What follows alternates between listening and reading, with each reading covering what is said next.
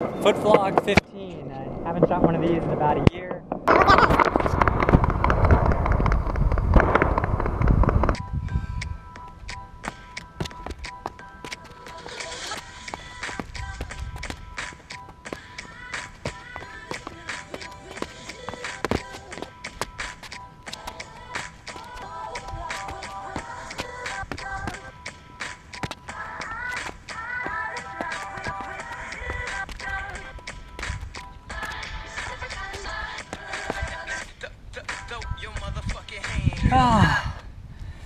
So Worlds just ended. Sadly I wasn't able to go. I guess it's kind of been the trend the past few years where I've been kind of hit and miss on the ones that have been far away, and then of course life stuff coming up here and there. I'd say one of the things that I learned from last year's experience with Portland was, I feel like in 2014, 2016, you know, I'd see the results, I'd see the people who made finals, I'd see the final routines and think to myself, man, if I just shown up, I'm sure I would have walked away with a medal. And, you know, painful as Portland Worlds was for me, at least it did kind of teach me that you can't have that assumption.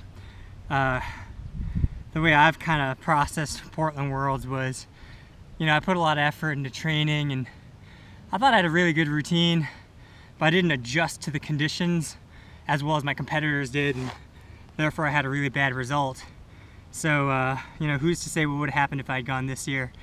Could have been the same. I'm pretty certain I wouldn't have been able to train as much as I had in past years, so that might have capped my ceiling or, you know, lowered my floor. But I don't know, just want to say props to Matt Kemmer for running that really at the last minute. It sounds like I think it's one of those jobs where when things go well, people don't notice or thank you, but when things go badly, they certainly do. So props, Kemmer. Cool. So I'm wearing my Kenny Schultz shirt, and made me think how cool it was that Kenny took third place in singles net this year. But what I almost thought was cooler was that he got to compete with his son Jasper. And I don't know, I feel like I get that question a lot from people who know that I'm like a footbagger and like a fairly recent dad. Kid's 18 months now, where they're like, hey, are you gonna teach him to play? Are you gonna be like, you know, freestyling with him and everything? And, you know, kind of my stock response is, we'll see whatever he likes, and I'd like to do it with him. And I still kind of feel that way where, you know, if he happened to get in the footbag, cool, and, you know, I'd do everything I could to support and help him. But, you know, if he ended up being like way into ping pong or, I don't know, some sport I have no idea about, that might be a fun challenge for me to learn that and kind of learn with him. But I just think it'd be really fun to be able to do that together. So yeah, props again, Kenny.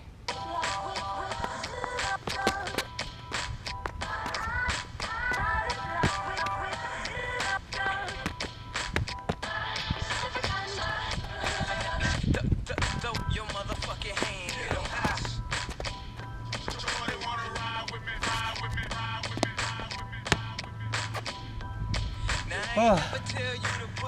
So this year they did something new at Worlds where they had a freestyle overall champion, which didn't really interfere with any of the other events going on as normal, and, you know, they still awarded medals for the other events. And I feel like we had this discussion a few years back when Evan Gatesman was winning a lot of, or placing really high in several events, but not winning like the routines themselves. I feel like I used to have stronger opinions about this. The way I look at it now is, you know, within the community, people give you props for doing well overall in several events, and that's totally appropriate. I think it shows versatility. Some people put higher value on winning routines because that's kind of been the traditional measure of, hey, I'm the world champion, I won routines. And I know some hardcore shredders who actually go the other direction and give more emphasis to winning circle because they think that actually shows more of the true nature of our sport and the way we kind of play it amongst our friends. Honestly, right now in 2018, the way I look at it is people who are advanced enough in the sport to understand what it takes to do well in any of these events, they're going to understand that no matter what. And, you know, if Patrick Cherney goes out and tries to get sponsorships saying, hey, I'm the world champion, he should, and I don't think he's lying. On the flip of it, if Taishi says, hey, I'm the world champion, and tries to get sponsorships based off of it, he should, and he should absolutely do that, because neither of them are incorrect. And really with a sport this small, like I said, I think the people who are advanced enough in the sport understand what it means to have done well in the various disciplines, and they can form their own judgments about what they value the most. But having more quote-unquote world champions, especially if that helps people get sponsorships and exposure, I'm all for it.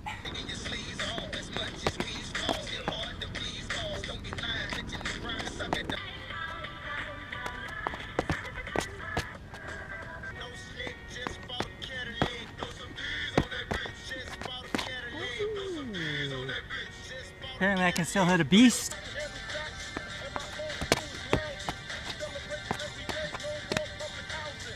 Pretty close. Anyway, alright, pause you. So the big news is Kat Cryan's moving to Denver. I actually think she's already here. Pretty exciting because I think in my 9 years living in Denver, no active players have ever moved here. So yeah, hopefully this is motivation for me to carve some time out, really try and figure out schedules with the baby a little bit better and try and get a session in, you know, just welcome her to town.